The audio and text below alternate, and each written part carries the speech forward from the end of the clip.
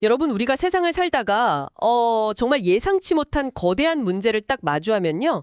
가장 먼저 튀어나오는 반응이 뭘까요? 아마 어떻게든 내가 해결하려고 발버둥 치는 거 아닐까요? 맞아요. 저도 그렇거든요. 일단 막 내 머리를 쥐어짜고 지갑도 열어보고 휴대폰 연락처 뒤지면서 아는 사람 다 찾아보고 그러잖아요. 네, 아주 전형적인 반응이죠. 어떻게든 내 힘으로 이 통제불능의 상황을 다시 내 통제 아래로 가져오려는 뭐랄까 자연스러운 생존 본능인 거죠. 그렇죠. 그런데 청취자 여러분, 만약에 우리가 그렇게 애지중지하면서 튼튼하다고 믿고 키워온 내 힘이라는 동아줄이요. 사실은 위기의 순간에 가장 먼저 툭 하고 끊어질 썩은 줄이라면 어떨까요? 아마 대부분의 사람들은 그 사실을 절대 인정하고 싶지 않을 겁니다.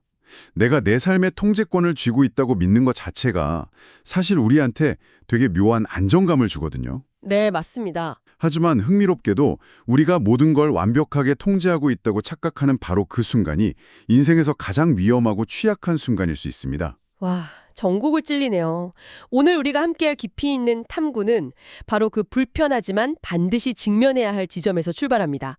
오늘의 주제는 바로 하나님을 의지함입니다. 네, 정말 무겁고도 중요한 주제죠. 정현기 목사님께서 보내주신 오늘 맥체인 본문을 바탕으로 이 거대한 주제가 현실의 진흙탕 속에서 어떻게 작동하는지 구체적으로 파헤쳐 볼 건데요. 오늘 다룰 텍스트가 꽤 다양하죠. 네, 맞아요. 민수기 21장, 시편 60편과 61편, 이사야 10장, 그리고 야고보서 4장입니다.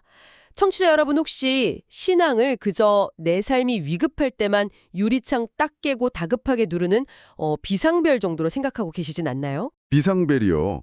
아주 흔한 오해죠. 네, 그래서 오늘은 단순한 비상벨이 아니라 내 삶의 운전대 자체를 넘겨드린다는 게 이 팍팍한 현실 속에서 과연 어떤 모습일지 낱낱이 파헤쳐 보겠습니다. 네, 오늘 살펴볼 이 네 개의 텍스트는 사실 시대도 다르고 쓰인 배경도 완전히 다릅니다.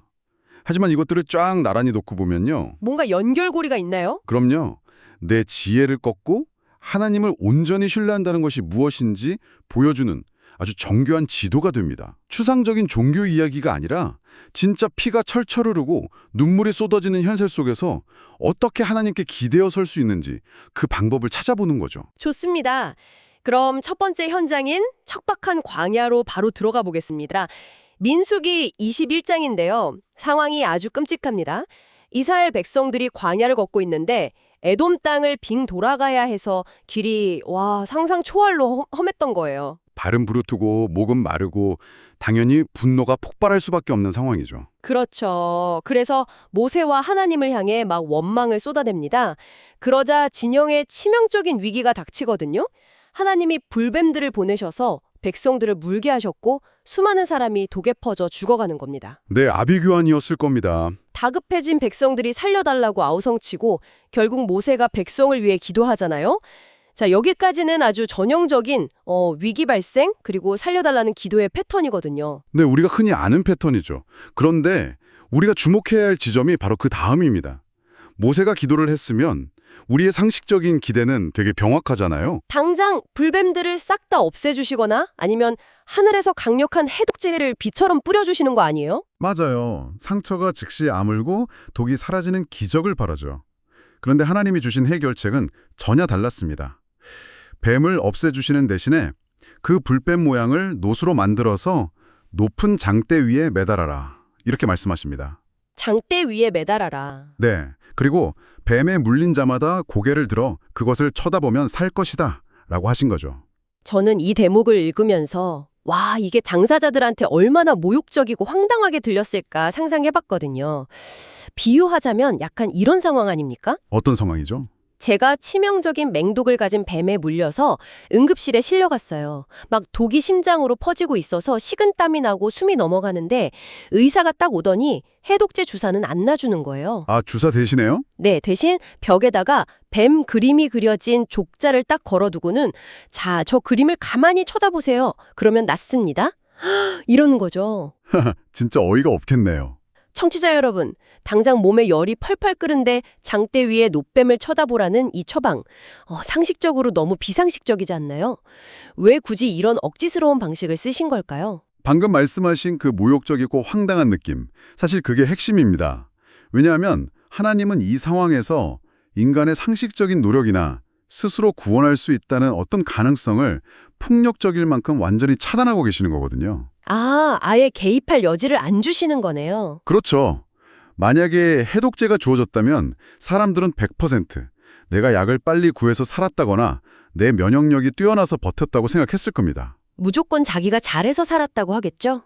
하지만 장대 위에 노뱀을 쳐다보는 행위 자체에는 그 어떤 의학적 효능도 개인의 영웅적인 노력도 들어갈 자리가 없습니다. 그냥 쳐다보기만 하는 거니까요. 네, 오직 하나님이 정하신 비상식적인 방법에 순종하는 것, 철저히 무기력한 상태에서 고개를 들어서 바라보는 그 행위 하나만이 생명을 결정짓는다는 걸 뼛속 깊이 새기시는 겁니다. 철저한 무기력함의 인정. 그러니까 내 힘으로는 이 독을 단 1%도 이겨낼 수 없다는 완벽한 항복을 요구하시는 거군요. 정확합니다.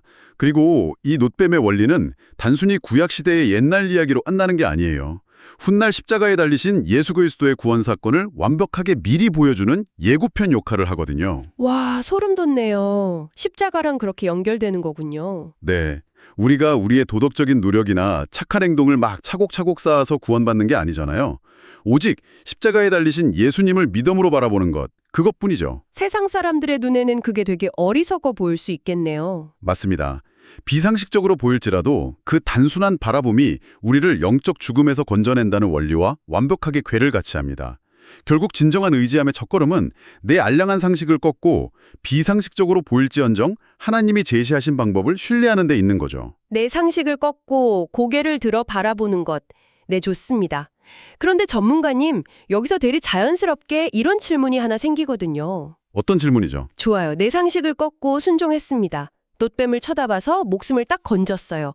그런데 그렇게 하나님의 방법대로 살아가는 중에도 내 현실은 여전히 시궁창이고 끔찍한 실패나 막 억울한 고난을 마주할 때는 도대체 어떻게 해야 합니까? 순종했다고 고난이 안 오는 건 아니니까요. 맞아요. 순종했다고 인생의 모든 폭풍우가 다 비껴가는 건 아니잖아요. 그 잔혹한 현실에 대한 해답이 바로 두 번째 본문 시편 60편과 61편에 아주 절절하게 녹아 있더라고요. 네, 맞습니다. 광야의 불뱀 사건이 어떻게 보면 생존이 걸린 위기였다면 이 시편 60편과 61편의 다윗은 영혼 자체가 완전히 붕괴되는 것 같은 아주 처참한 절망 한가운데 서 있습니다. 상황이 많이 안 좋았나 보죠. 이 시편이 쓰인 배경을 보면요. 다윗이 막 승승장구하면서 영광을 누릴 때가 절대 아닙니다. 이스라엘 군대가 에돔과의 전쟁에서 뼈아픈 패배를 겪고 나라 전체가 무너져 내릴 것 같은 극도의 혼란과 공포에 휩싸였을 때 터져나온 탄식이거든요. 청취자 여러분도 이 다윗의 감정선에 한번 푹 빙의해 보셨으면 좋겠어요. 저는 다윗의 그 모순적인 태도를 보면서 약간 소름이 돋았거든요. 60편 1절을 보면 다윗이 짐승처럼 울부짖습니다. 하나님이여 주께서 우리를 버리셨사오나 이러면서요. 진짜 바닥을 친 절망의 고백이죠. 네, 하나님이 나를 버렸다. 이제 다 끝났다. 이렇게 선언을 하잖아요. 그런데 불과 몇 줄 뒤인 4절을 보면 갑자기 주를 경외하는 자에게 깃발을 주셨다. 이러면서 찬양을 시작합니다. 네, 확 바뀌죠. 61편도 똑같아요. 내 마음이 약해질 때 영혼이 피곤하고 미칠 것 같다며 엉엉 울다가 갑자기 영원히 주의 이름을 찬양하겠다 이렇게 선포를 하거든요. 아니 전문가님, 청취자 여러분 중에도 지금 이런 감정 기복을 겪는 분들 계실 텐데 이게 도대체 뭡니까? 현실 도피인가요? 하하, 현실 도피처럼 보일 수도 있겠죠. 아니면 요즘 유행하는 억지스러운 긍정적 사고방식 같은 걸로 오해할 수도 있고요. 그러니까요. 약간 정신승리 같은 건가 싶기도 하고요. 그 부분이 굉장히 중요합니다. 겉보기에는 진짜 감정이 고장난 것처럼 보이거나 맹목적인 정신승리를 하는 것처럼 보일 수 있거든요. 하지만 다윗이 보여주는 것은 성경이 말하는 진짜 찬양의 메커니즘입니다. 진짜 찬양의 메커니즘이요? 네. 다윗은 현실을 애써 포장하거나 외면하지 않았어요. 자기가 버림받은 것 같고 나라가 망할 것 같고 내 영혼이 산산조각 난 것 같다는 사실을 아주 날 것 그대로 직시하고 인정합니다. 그런데요? 그러나 그의 영혼의 시선은 그 참혹한 현실에만 묶여있지 않다는 거죠. 현실은 시궁창인데 시선은 다른 곳을 향하고 있다는 거군요. 근데 상황이 엉망인데 어떻게 그게 가능하죠? 요동치는 파도 한가운데서 닻을 내리는 행위와 같습니다. 바다 위에 떠있는 배는 폭풍우가 몰아치면 막 미친 듯이 흔들리고 당장이라도 뒤집힐 것 같잖아요. 그렇죠. 진짜 죽을 맛이겠죠. 그게 바로 다윗의 감정이고 현실입니다. 그런데 그 배가 쓸려가지 않는 유일한 이유는 바다 밑 보이지 않는 깊고 단단한 안반에 아주 무거운 닻을 콱 박아 넣었기 때문이거든요. 오, 닻을 박아 넣는다. 다윗에게 그 단단한 안반은 바로 절대 변하지 않는 하나님의 신실하심과 약속인 겁니다. 아, 무슨 말씀인지 알겠어요. 내 감정이나 내 상황이라는 그 출렁이는 물결에 닻을 내리는 게 아니라 그 밑에 있는 하나님의 성품이라는 바닥에 닻을 박아 놓는 거군요. 정확합니다. 그래서 성경적 의미의 찬양은요. 내 기분이 좋고 내 통장에 돈이 넉넉할 때만 부르는 노래가 절대 아닙니다. 콧노래 부르듯이 하는 게 아니네요. 피를 토하는 심정으로 선포하는 행위입니다. 와, 피를 토하는 심정으로요. 네. 가장 깊은 절망 속에서 부르는 찬양이야말로 내가 눈에 보이는 현실보다 하나님의 성품을 더 굳게 의지하고 있다는 아주 강력하고 처절한 믿음의 증명인 셈이죠. 닻을 박아 놓는다는 표현이 진짜 가슴을 쾅 때리네요. 그런데 전문가님, 개인의 절망이나 슬픔 속에서 그 위대한 성품의 닻을 내리는 것까지는 제가 어떻게든 알겠습니다. 네, 거기까진 납득이 가시죠. 하지만 이제 시야를 훨씬 더 넓혀볼게요. 나 개인의 불행이 아니라 국가적이고 역사적인 규모의 아주 거대한 폭력과 재난 앞에서는 어떨까요? 이사야서 10장으로 한번 넘어가 보죠. 여기서 하나님을 의지한다는 건 도대체 어떤 차원의 이야기입니까? 이사야 10장 5절에서 34절까지의 본문은요. 우리의 시야를 방금 말씀하신 개인의 골방에서 역사의 무대로 확 끌어올립니다. 스케일이 엄청 커지네요. 그렇죠. 당시 이스라엘은 영적으로 깊이 타락해 있었고 하나님은 그들을 심판하시기 위해 아수르라는 거대한 제국을 사용하십니다. 아수르는 당시 고대 근동을 무참히 짓밟던 가장 잔혹하고 강력한 군사 국가였거든요. 네, 악명 높았죠. 하나님은 이 아수르를 가리켜서 명확하게 나의 진노의 막대기라고 부르셨습니다. 아수르 입장에서는 자신들이 왕궁을 짓부수고 엄청난 전술로 세상을 다 정복하고 있다고 막 톳대를 높였겠지만 그들이들 잘난 줄 알았겠죠? 네. 하지만 철저하게 역사를 주관하시는 하나님의 손에 들린 심판의 도구, 즉 그냥 몽둥이에 불과했다는 겁니다. 잠깐만요. 이 대목에서 청취자 여러분의 입장을 제가 좀 대변해서 아주 강하게 반론을 제기해봐야 할 것 같습니다. 네, 말씀해 보시죠. 솔직히 이 이야기 너무 무섭고 폭력적으로 들리지 않습니까? 비유하자면 약간 이런 거예요. 지금 철거 안에 어마어마한 포크레인이 쫙 밀고 들어와서 내 가족이 자고 있는 내 소중한 집을 막 사정없이 부수고 있습니다. 네, 아주 끔찍한 상황이네요. 벽이 무너지고 흙먼지가 날리고 당장 내 목숨이 날아가게 생겼는데 옆에서 누군가 성경책을 딱 펴들고 이러는 겁니다. 자, 저 포크레인 운전자의 잔혹함에 집중하지 마십시오. 이 모든 철거를 허락하신 보이지 않는 건축 설계자의 큰 그림을 보셔야 합니다. 이러는 거죠. 진짜 얄밉게 들리겠네요. 아니, 이사야 10장에 보면 결국 남은 자를 구원하실 거라고 약속하셨으니까 그 설계자를 소망하십시오. 이러는데 당장 내 집이 무너져서 피를 흘리고 죽어가는데 그 보이지 않는 궁극적인 약속을 붙들려고요? 네, 미칠 노릇이죠. 그 끔찍한 폭력을 허락한 설계자를 어떻게 의지합니까? 그건 현실에서 거의 불가능한 일 아닌가요? 위로가 아니라 약간 고문처럼 들리거든요. 네, 방금 말씀하신 것처럼 그렇게 느끼는 것이 지극히 정상입니다. 너무나 가혹하고 머리로는 그래 이해할 수 있어 해도 가슴으로는 도저히 받아들이기 힘든 잔인한 현실로 다가오죠. 이사야 선지자도 그걸 알았을까요? 당연히 알았죠. 이사야 선지자 역시 그 압도적인 공포와 막막함을 몰랐던 게 아닙니다. 오히려 그 거대한 두려움을 철저히 인정하는 곳에서부터 이야기는 출발합니다. 하지만 청취자 여러분, 성경이 말하는 진실하게 하나님을 의지함의 가장 깊은 정수가 바로 이 숨막히는 지점에 딱 숨어 있습니다. 아니, 그 숨막히는 지점에서 어떻게 신뢰로 넘어갈 수 있다는 거죠? 너무 비약 아닌가요? 내 삶을 송두리째 뒤흔드는 고난, 도저히 이성으로는 납득할 수 없는 사회적 불이나 거대한 재난 앞에서도요. 이 모든 혼돈이 그저 운명이나 우연이 만들어낸 무의미한 폭력이 아님을 끈질기게 믿어내는 겁니다. 무의미한 폭력이 아니다. 네, 거대한 포크레인이 모든 것을 박살내는 것 같아 보이지만 그조차도 결국 하나님의 거대한 섭리와 공의로운 통치 안에 있다는 그 사실을요. 하지만 부서지는 당사자는 너무 아프잖아요. 물론입니다. 그런데 하나님은 이스라엘을 치는 데 쓰인 아수르의 교만과 잔혹함 역시 결코 그냥 간과하지 않으십니다. 결국 철저히 심판하실 거거든요. 그리고 이 끔찍한 고통의 터널 끝에는 잿더미 속에서도 반드시 당신의 백성인 남은 자들을 구원해 내실 것이라는 그 궁극적인 회복의 청사진이 있습니다. 아, 궁극적인 회복의 청사진이요? 바로 그겁니다. 그 보이지 않는 청사진에 내 찢겨진 삶 전체를 묵묵히 내던지는 것. 그것이 바로 눈에 보이는 거대한 권세나 눈앞의 절망을 두려워하지 않고 진실하게 하나님만을 의지하는 태도입니다. 아, 포크레인에 부서져 내리는 잔해 속에서 막 뒹굴면서도 이 철거 이후에 하나님이 지으실 새롭고 영원한 집의 도면이 존재한다는 것을 끝까지 믿어내는 뚝심. 네, 바로 그 뚝심이죠. 그게 이사야가 말하는 신뢰군요. 와, 진짜 온몸에 전율이 돋습니다. 하지만 청취자 여러분, 역사를 주관하시는 하나님의 이 어마어마하고 거시적인 큰 그림을 내 현실의 고통 속에서 신뢰하려면요. 결국 우리 내면에서 엄청난 지각 변동이 일어나야 할 것 같거든요. 네, 적당한 마음가짐으로는 어림도 없죠. 내 알량한 자아가 완전히 박살나지 않고서는 불가능한 일 아닐까요? 이 질문이 자연스럽게 오늘 탐구의 마지막 종착지인 야고보서 4장으로 우리를 안내하네요. 그렇습니다. 앞서 다룬 이사야의 통찰이 거대한 역사의 무대를 다뤘다면요.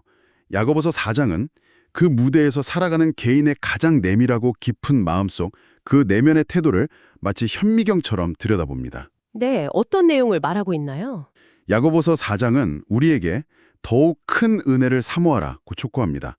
그런데 여기서 말하는 은혜는 우리가 흔히 생각하듯이 하나님, 저 이번 진급심사 통과하게 해주세요 라든가 아니면 제가 투자한 주식이 떡상하게 해주세요, 뭐 이런 거요? 맞아요. 그런 기복적인 소원 수리가 절대 아닙니다. 문맥을 깊이 들여다보면 야고보 사도는 4장 6절에서 아주 날카로운 선언을 딱 던지거든요. 뭐라고 던지죠? 하나님이 교만한 자를 물리치시고 겸손한 자에게 은혜를 주신다라고 합니다. 교만한 자를 물리치신다. 여기서 말하는 교만은 평소에 막 목에 힘주고 다니거나 남들을 무시하는 그런 성격적인 결함을 말하는 건 아니겠죠? 훨씬 근원적이고 본질적인 반역을 의미합니다. 야고보서가 지적하는 교만은 내 지식, 내 인맥, 내 능력으로 내 인생이라는 주식회사를 충분히 경영할 수 있다고 믿는 아주 굳건한 태도입니다. 아, 내가 내 인생의 사장이다. 그렇죠. 즉 하나님을 내 인생의 운전석에서 조수석으로, 아니 어쩌면 뒷좌석으로 아예 밀어내고 자기가 당당하게 핸들을 쥐는 행위죠. 와, 뼈 때리네요. 4장 4절은 한 걸음 더 나아가서 세상과 벗된 것이 하나님과 원수됨이라고 아주 서늘하게 경고합니다. 내 계획을 완벽하게 성취하고 세상이 찬양하는 성공 방식을 그대로 좇아서 일시적인 쾌락을 추구하는 그 모든 태도가요. 네, 겉으로는 신앙인인 척해도요? 맞습니다. 겉으로는 예배를 드려도 실제로는 하나님을 맹렬히 대적하는 교만이라는 뜻입니다. 이 견고한 자아와 교만을 박살내고 내면을 완전히 비워낼 때, 그때 비로소 우리는 하나님이 주시는 진짜 은혜, 더 큰 은혜를 담아낼 수 있는 텅 빈 그릇이 되는 거죠. 이 대목에서 청취자 여러분의 이해를 돕기 위해서 제가 아주 생생한 그림을 하나 그려보고 싶습니다. 여러분 지금 자신의 양손을 한번 상상해 보시겠어요? 혹시 지금 여러분의 손이 막 하얗게 질려 있지 않습니까? 하얗게 질려 있다고요? 어떻게 쥐고 있길래요? 양손에 세상을 향한 온갖 욕망, 5년 뒤에는 반드시 이 자리에 올라가야지 하는 나의 치밀한 계획, 그리고 절대 놓치고 싶지 않은 알량한 안정감이라는 짐을 꽉 쥐고 있는 겁니다. 아, 손가락에 쥐가 날 정도로요? 네, 그렇게 꽉 움켜쥐고 있으면서 고개만 하늘로 딱 들어서 하나님 저에게 더 큰 은혜를 쏟아부어 주세요 라고 외치고 있는 꼴이죠. 진짜 우스꽝스러운 모습이네요. 그런데 손이 펴지지가 않아요.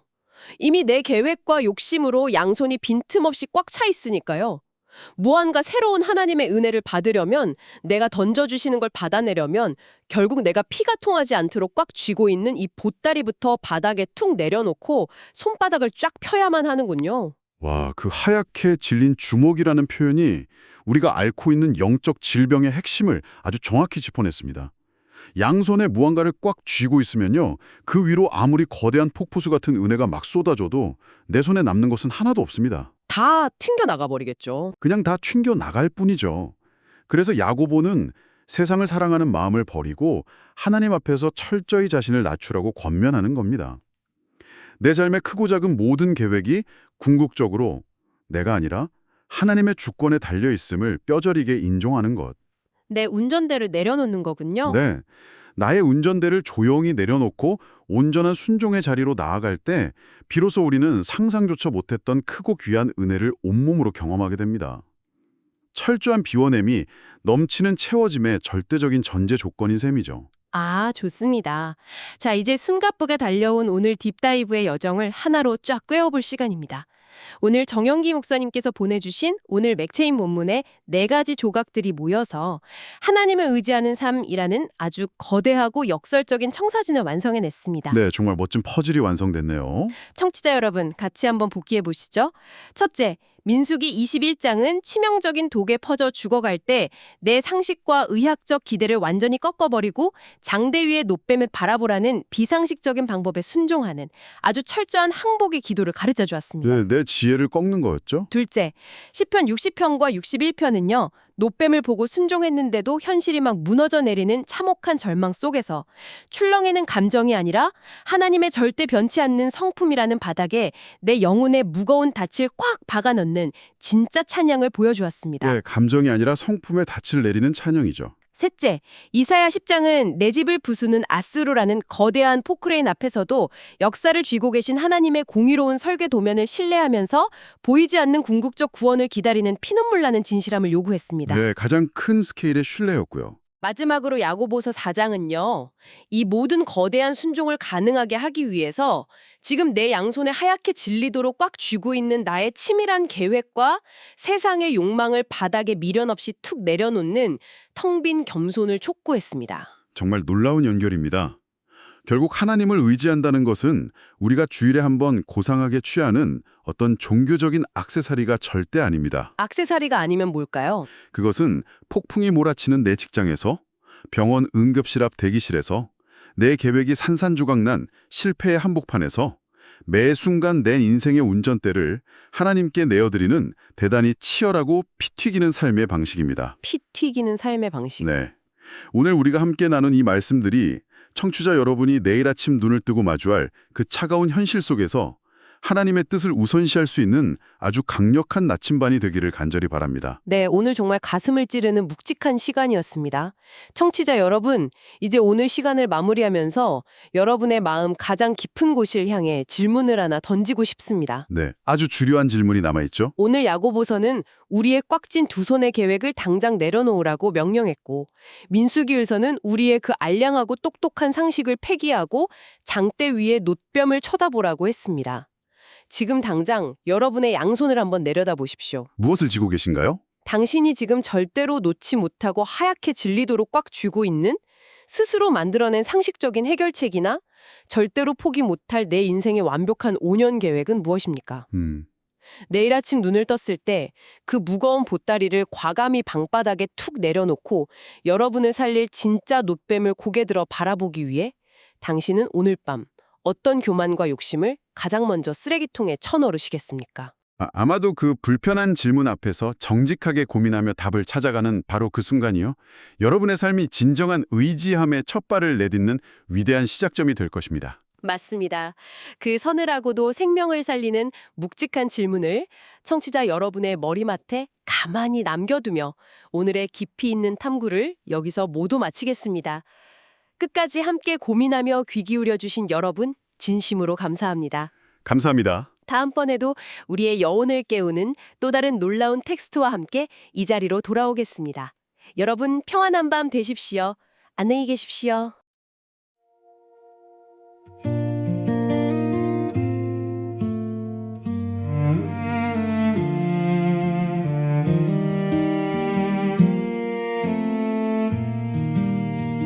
외돔의 굽은 길 마음이 상하여 원망의 말들이 불뱀처럼 살아나고 죽음의 그늘이 진영을 덮을 때 죄를 자복하며 주의 긍휼을 구하네. 상식으론 알 수 없는 구원의 방법, 장대 위에 높이 달린 저 말뱀을 보라. 하나님께 기도함은 내 생각을 버리고 주의 방식을 신뢰하는 믿음이라. 나무에 달린 자마다 살리라 하신 약속, 전뱀을 바라본 자 생명을 얻었으니 오늘도 십자가 위 예수 그리스도 바라보며 구원의 빛으로 나아가게 하소서. 하나님이여 주께서 우리를 흩으셨사오나 이제는 우리를 회복시키소서. 내 마음이 약해질 때에 땅끝에서부터 주께 간절히 부르짖으리니 하나님을 의지함이 내 삶의 깃발이요 진리를 위하여 달아주신 소망이라. 교만을 버리고 낮아진 마음에 더욱 큰 은혜를 부어주시는 주님, 내 뜻이 아니라 주의 뜻이면 우리가 살기도 하고 이 일도 하리다. 하나님이여 나의 부르짖음을 들으시며 내 기도에 유의하여 주소서. 내 영혼 피곤할 때 높은 바위로 인도하시고 주의 날개 아래 피하게 하소서. 하나님을 찬양함은 거친 풍랑 속에서도 변치 않는 주의 신실함을 노래하는 것.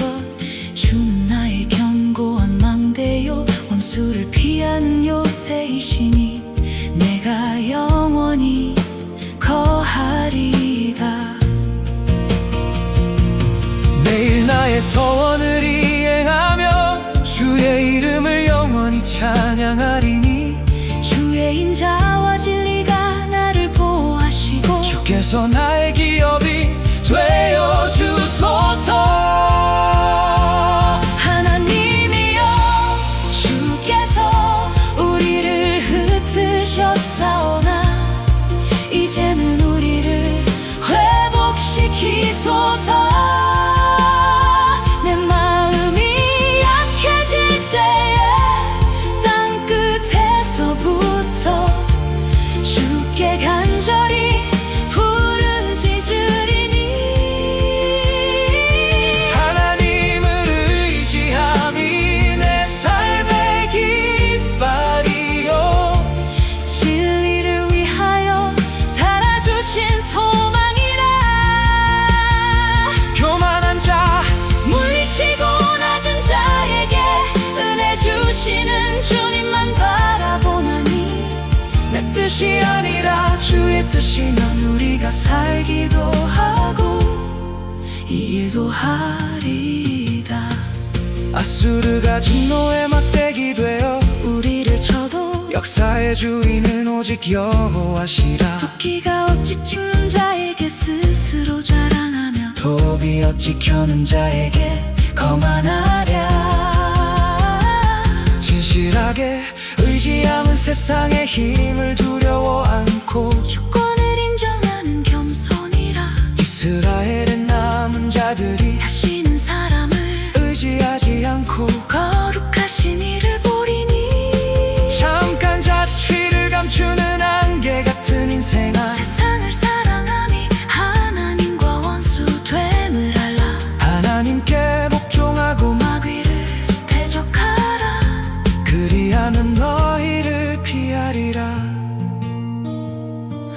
하나님께 가까이 함이 내게 복이라. 너희 손을 깨끗이 하고 마음을 성결케 하라. 우리의 모든 계획이 주의 손 안에 있음을 인정하며 주의 뜻이면 고백하리. 더욱 큰 은혜를 사모함은 내 지혜를 내려놓고 하늘의 도우심을 기다리는 것. 주 앞에서 자신을 낮추라. 그리하면 주께서 너희를 높여 주시리라. 한 입에서 찬송과 저주가 나올 수 없으니 주의 법을 온전히 따르는 의인 되게 하소서. 민수기의 단발뱀처럼 오직 믿음에 눈들어 예수 그리스도만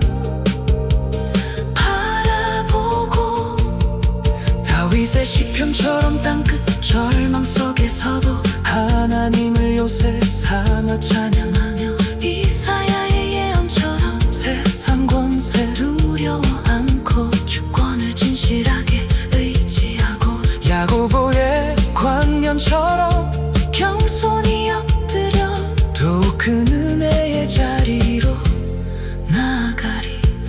하나님을 온전히 의지함으로 승리하는 삶 되게 하소서.